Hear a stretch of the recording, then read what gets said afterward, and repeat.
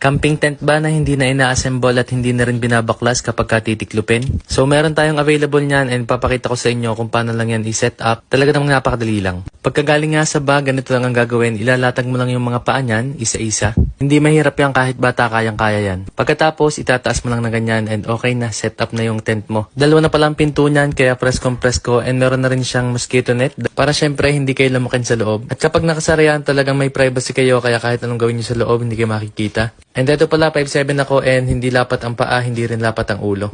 At dito naman pinasok ko yung airbed namin para makita nyo ang itsura niyan kapag mayroon lamang airbed. So tamang-tama kasi meron din tayong binibentang airbed kaya pwedeng kayong bumili din dyan. At dito naman papakita ko sa inyo kung paano siya tiklopin. So pipisil mo lang yung pinakatuktok niyan and okay, magtitiklop na siya. So hindi ito kagaya ng manual na binabaklas kapag titiklopin. So ganyan lang ang gagawin nyo. Titiklopin nyo lang po talaga. And pagsasama-samahin nyo lang yan para magkasya sa bag. And dito palang tent natin, kompletong